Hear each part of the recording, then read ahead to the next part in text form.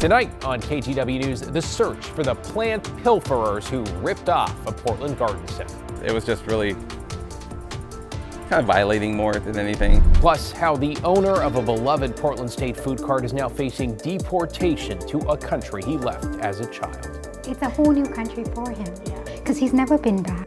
Then, the police and fire stations union leaders say will shut down if proposed budget cuts go through. It's a devastating blow. And later, I'm excited for these preseason games. I can't wait to see it. we've got the action on the court in Seattle as the Portland Fire make history. But first, to breaking news in North Portland, where authorities say a driver fleeing a traffic stop wound up crashing into other cars and rolling the vehicle on its side. Portland police say the car took off from officers around 8 tonight. They were trying to put out spike strips when they say the driver swerved and hit two other cars on Northeast 8th and Lombard. The car came to a stop on its side on the sidewalk, where police took the driver into custody. Two other drivers were taken to the hospital. At this point, it does not appear their injuries are life-threatening. New at 11, we are following up on the owner of a Portland State food cart now in ICE detention. We're glad you're with us tonight. I'm David Mulco. His case appears to be part of a rise in arrests targeting Southeast Asian people, and his sister and daughter spoke with KGW's Alma McCarty. A noticeable absence on the Portland State campus. It just happened all super fast. It's been 4 years since Khao Niao opened, and now that milestone suddenly overshadowed with the abrupt closure of the Lao food cart. He's going to 4 years. He just had his 4 years. Yeah. Oh. Yeah, on April 22nd. It was his Oh my 4 God. Yeah, it was his 4 years the week that he got detained. Owner Tavatsai Pimunkun, better known as Nong, had been heading into work when federal agents stopped him just outside his home. In the morning, he texts ICE. That's what he put on his text, and we knew right away that That he was taken by ICE. His sister, A, and daughter Jocelyn say he spoke with an attorney at South Portland's ICE facility, but only for 5 minutes before he was taken up to Tacoma. We came to America in 1987. We've been here almost 40 years. We were in the refugee camp for 4 years. So he was like 3. And then when we came to America, he was 7. So he doesn't know the country at all. In a statement, DHS called Nong a, quote, criminal alien from Laos with a rap sheet including conspiracy to distribute ecstasy, interfering with making a report, and harassment. Those offenses date back 2 decades or more. He did check in with immigration every year since 2011, routinely, and they told him that he was okay to stay here every year, so he didn't even get a chance to check in this year before they detained him. Other Lao families in the Pacific Northwest have also noticed this pattern, with some being detained during routine check-ins. You come here thinking this is your country. This is like, why would they? But also, I feel like it feels like no one's safe during this time. As A and Jocelyn navigate the uncertainty, they say the overwhelming community support has meant the world to all of them. PSU is his community. Like, he's like, that's my community. Yeah. That's where I belong, like, you know? He's shocked by all the love that he received from this hard time, during this hard time, so he's very grateful.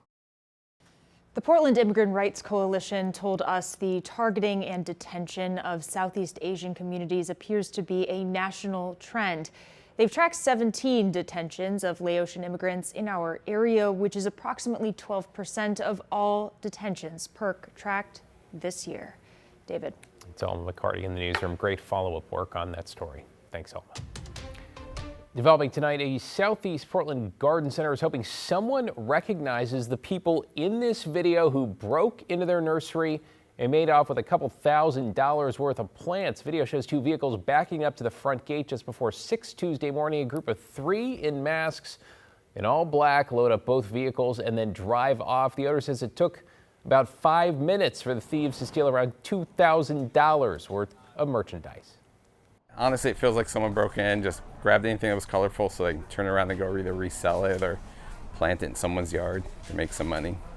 It was just really kind of violating more than anything, just seeing someone just willingly coming in and taking what they want.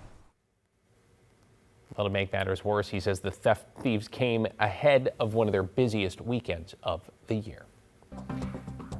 To get you caught up on tonight's other headlines now, called a case of the Bronze Bandit because someone's been stealing statues of animals from a North Portland park. Sea turtles, an otter, alligator, and the keys to a xylophone have all gone missing from the playground at Arbor Lodge Park, leaving kids missing the art and adults with safety concerns. Portland Parks and Rec says the disappearances started last June, and all that's left are protruding screws.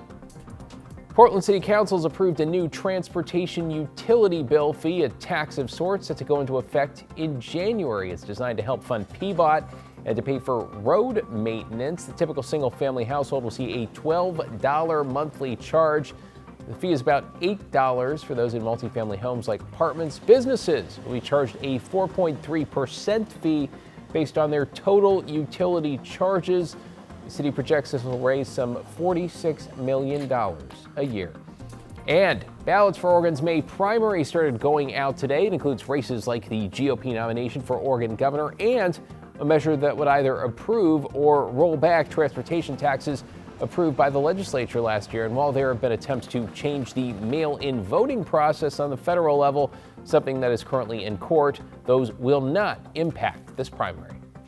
We are operating under the rules as they are in Oregon right now. And so there's no changes to how you would cast your ballot with the vote by mail process that's been tried and true in Oregon for 26 years now. When you do return your ballot, officials recommend mailing it no later than 5 days ahead of the election. It's Tuesday, May 19th, or you can put it in a drop box as usual up until 8 p.m. that night. To a live look outside on this Wednesday night after a beautiful day filled with spring sunshine with a whole lot more. Where that came from. Chief Meteorologist Matt Spino's here. Matt, sounds like we're about to heat up. Yeah, we are, David. A couple of different times. It's been a week since we've had rain. It's going to be probably another week until we get rain. Right now in Portland at 61 degrees with a clear sky. If you look up and see the moon in the southern sky, you'll notice it's not quite full, super close, but there's just a little bit carved out on the one side. It's full on Friday, so we're getting close to that. Hey, look at this. We're running 8, 10, 13 degrees warmer than we were at this time last night. And when I stepped outside, I totally noticed. It's like, oh, it's not that chilly out. It's really quite pleasant out, still in the 60s as we just showed you. So everybody is pretty much warmer here. A couple places in eastern Oregon are a bit cooler because of a clearer sky. We topped out at 72 today, which is about exactly where we expected we would be. Bedford 75, the Dalles is 76. That was a hot spot. But everybody warms up more tomorrow. In fact, I think we'll be right around 80 degrees tomorrow. A little bit of cooling on Friday and Saturday, only back into the mid-70s though. And then Sunday comes the big warm up for one day. We'll climb to the upper 80s. More on that and the chance for thunderstorms this weekend. David? Thanks, Matt. See you in a few. Well, after years of anticipation, the reborn Portland Fire returned to the court tonight for the first game since 2002. Orlando Sanchez was at the preseason opener in Seattle. The wait is finally over. After nearly 24 years, Portland Fire basketball is back. A new era, a new team, and an old rival tipping off the preseason. History in the making, the Portland Fire taking the court for the first time in more than 2 decades. A rivalry reignited, the Seattle Storm and Portland Fire. Just like old times before the Fire folded in 2002. This time inside Climate Pledge Arena, preseason style. From Cleveland Cavaliers assistant to Fire head coach. 30-year-old Alex Sarama calling the shots. 10 different players put in work, all of them scoring points. They also got their first taste of adversity. Down a dozen in the second quarter, but the Fire weathered the storm. Expansion draft picks Sarah Ashley Barker and Louisa Geisel-Soder doing the heavy lifting on offense. Portland punched back with tough defense, climbing all the way back, taking the lead in the second half. The play of Zaya Cook and rookie Flau'jae Johnson combining for 39. Seattle owned the glass and second chance points were the difference. Portland drops its preseason opener 91-81. Alex Sarama sums it up in 2 words. Very encouraging. Oh, absolutely. Even more so. Like even more encouraged. I think it gives us, as soon as we watch the film back, it's going to give us a really clear idea of what we want to hit in these next 2 days of practice. For the rebirth of the Portland Fire, incredible. Like, everyone was executing their job, so really proud of the whole group and the staff we have. Just the history behind it, with being able to put on a Portland jersey for the first time, and for this new franchise, it was a lot of fun. And just being able to just be out on the court again and not play against our practice players or each other, just playing against another team and competing was a lot of fun. An honor, kind of like to put on that Portland jersey. We all wanna wear it with pride. We wanna kind of like show what Portland is. We wanna show like how the fans are behind Portland. We want to play for the Portland fans. Now it's on to the Rose City. The Portland Fire hosting the LA Sparks on Sunday in their preseason finale. Then it's on to the games that count, tipping off the regular season on May 9th at the Moda Center. Reporting from Climate Pledge Arena in Seattle, Orlando Sanchez, KGW Sports.